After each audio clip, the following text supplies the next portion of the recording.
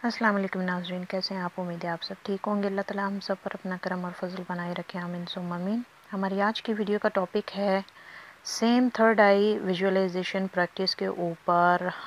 Practice number 3 पे हम बात करेंगे और इसमें हम इस्तेमाल करेंगे शीशे का। नॉर्मली मैंने इन सब चीज़ों की प्रैक्टिस नहीं की जो मैं इस वीडियो में बताने जा रही हूँ, लेकिन उन व्यूवर्स के लिए बहुत आसानी होगी जिन लोगों को आइडिया नहीं है कि उनकी बाज़ आँख खुली है या नहीं खुली। तो अगर वो मिरर का इस्तेमाल करेंगे और उसके ऊपर फोकस अपना डालना शुरू करेंगे तो काफ़ी हद तक उनको रिज़ल्ट बहुत जल्दी मिलना शुरू हो जाएंगे। ये एक शॉर्टकट वे है, आप इस तरह भी कर सकते हैं, धब्बा बीनी से भी कर सकते हैं। बहुत सारे लोग धब्बा बीनी की भी प्रैक्टिस करते हैं, बहुत सारे लोग शमा बीनी की भी प्रैक्टिस करते हैं, जिससे उनको आइडिया होता है कि उनकी थर्ड आई एक्चुअल में काम कर रही है, ओपन हुई है या नहीं हुई। तो ये एक तरीका है शॉर्ट वे आपको जानने के लिए कि आपकी थर्ड आई ओपन हुई है या नहीं हुई। तो उसके लिए हम मिरर का इस्तेमाल करेंगे इस वीडियो में। वीडियो की डिटेल में जाने से पहले सेम रिक्वेस्ट, चैनल पर अगर नए हैं तो चैनल को सब्सक्राइब करना ना भूलें। मेरी वीडियो को शुरू से लेकर आखिर तक देखें। मैं कोशिश करूँगी इस वीडियो में आपको पूरी डिटेल से आगाह करूँ ताकि आपको किसी किस्म की कन्फ्यूजन और परेशानी ना हो। तो चलिए शुरू करते हैं हमारा आज का टॉपिक। इसके लिए आपको क्या करना है कि आपको 2 बाई 2 स्क्वायर फीट का एक मिरर चाहिए होगा और वो मिरर आपने अपने सामने सेम उतने फासले पे रखना है, मैक्सिमम 5 फुट, मिनिमम 3 फुट।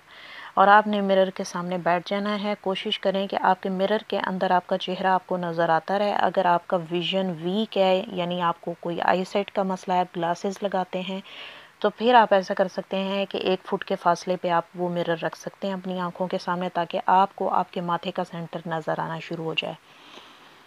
अभी यहाँ पे आके जब आप मिरर की प्रैक्टिस करेंगे तो आप सेम टेक्निक्स जो मैंने अपनी पुरानी थर्ड आई विजुअलाइजेशन की वीडियो के ऊपर बताई है और प्लस थर्ड आई विजुअलाइजेशन और हिप्नोटाइज की जो मैंने वीडियो बनाई है, उसमें जो जो पॉइंट्स मैंने आपको बताए हैं उसी तरह आपने मिरर के सामने बैठ के आपने उन पॉइंट्स को फॉलो करना है। तो मेन मकसद क्या होता है, ये एक और तरीका है ये जानने के लिए कि आया आपका फोकस एक जगह से मूव होता है या नहीं होता। तो आप बआसानी इस चीज़ को देख के, यानी मिरर की ऑब्जर्वेशन करके, आप ये समझने में काफ़ी हद तक कामयाब हो जाते हैं कि आपका कॉन्सेंट्रेशन कितना कंट्रोल है और कितना आपके काबू में है। यानी सम टाइम ऐसा होता है कि हम किसी एक पॉइंट पे जब देखने की कोशिश करते हैं, फोकस करते हैं, तो ऑटोमेटिकली हमारी आंखें ब्लिंक होने के साथ हमारी नज़र उस पॉइंट से हट जाती है। तो ये एक तरीका भी आप कर सकते हैं। तो उस मिरर के अंदर आप सेंटर में एक सर्कल लगा सकते हैं, छोटे से छोटा, बहुत छोटा, like just like a dot.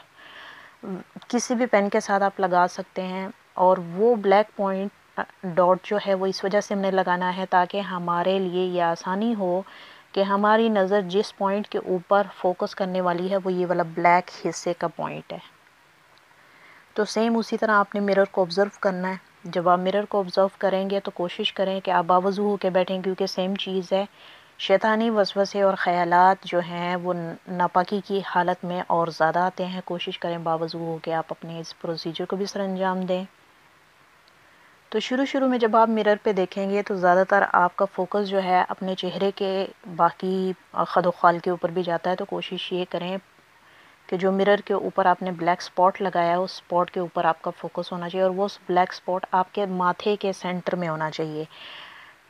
यहाँ पर मैं एक बात क्लियर करती चलूँ कि हम कोई भी किसी किस्म का कोई पूजा वाला सिस्टम नहीं कर रहे हैं, हम किसी भी किस्म की वर्शिपिंग नहीं कर रहे हैं, किसी भी अननोन गॉड को नहीं तसव्वुर कर रहे हैं, ठीक है। ये सबसे पहले आप अपने माइंड में करें। आप जस्ट एक प्रैक्टिस कर रहे हैं, सेम उसी तरह जिस तरह हम स्कूल में किसी भी लेक्चर की प्रैक्टिस करने के लिए किसी बुक की स्टडी करते हैं और उसमें खो से जाते हैं। सेम समझ लें कि ये आपके सामने वही एक चीज़ है। तो आपने किसी भी उल्टी बात को जो है ना तसव्वुर नहीं करना कि आप ये मिरर ऑब्जर्वेशन कर रहे हैं तो इसका क्या मतलब है और इसके ऊपर जो डॉट लगा रहे हैं तो उसका क्या मतलब है। तो मिरर देखना बेसिकली आपने देखना है, मिरर का जो रिफ्लेक्शन होता है, यानी जो उसकी सरफेस होती है वो काफ़ी शफाफ होती है। तो जब कोई भी लाइट हमारी आंखों के सामने आती है हम बआसानी उसको फाइंड आउट कर लेते हैं और हमारे लिए किसी किस्म की मुश्किल नहीं होती उन लाइट्स को फाइंड आउट करना कि वो कहाँ से निकलती और उभरती हुई नज़र आ रही हैं।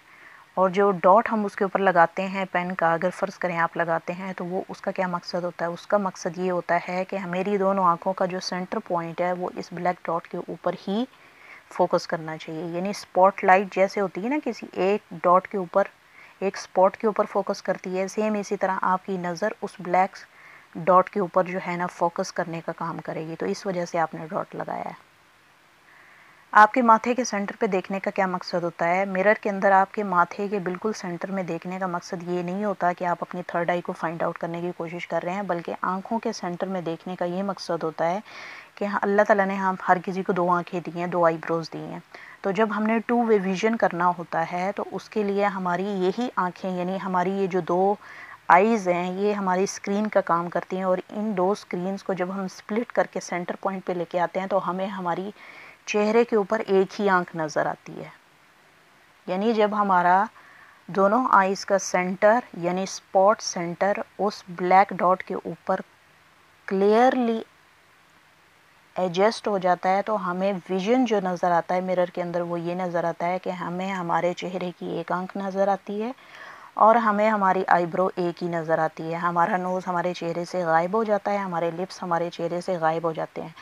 वो क्यों होते हैं? क्योंकि हमारा जो 2 वे विज़न था वो एक स्पॉट के ऊपर चला जाता है, और जब एक स्पॉट के ऊपर कोई चीज़ जाती है तभी आपको वो डायरेक्शन मिलती है जहाँ पे जाके आप डीपली उन लाइट्स को फाइंड आउट करने में कामयाब हो जाते हैं जो एक सेंटर पॉइंट होता है थर्ड आई का विजुअलाइजेशन में, किसी भी चीज़ को विजुअलाइज करने के लिए। सम टाइम ऐसा होता है कि आपको आपका चेहरा एक जगह से दूसरी जगह, दूसरी जगह से तीसरी जगह, ऊपर से नीचे, नीचे से ऊपर धुंधलाहट, आपको कुछ नज़र नहीं आता। आपको सम टाइम ऐसा होता है कि आपके चेहरे की खदो खाल यानी जो वेन्स हैं वो आपको बड़ी क्लियरली नज़र आती है, यानी ट्रांसपेरेंसी जो है वो आपके फेस की खदो खाल की आपको नज़र आना शुरू हो जाती है। और उन चीज़ों में इंसान इतना खो जाता है कि वो स्पॉट को भूल जाता है, यानी उस स्पॉट पॉइंट को भूल जाता है जिसके लिए हम प्रैक्टिस करना बैठे हैं। तो ये मैंने सोचा कि आज की इस वीडियो में आपको डिटेल से बता दूं कि एक शॉर्ट वे तरीके से आप किस तरह फाइंड आउट कर सकते हैं कि आपकी थर्ड आई एक्चुअल काम कर रही है या नहीं कर रही है, आपकी थर्ड आई ओपन है भी या नहीं है। या आपके लिए काफ़ी हद तक इस प्रैक्टिस से आसानी हो जाएगी कि आप विजुअलाइज और करेक्टली कैसे कर सकते हैं।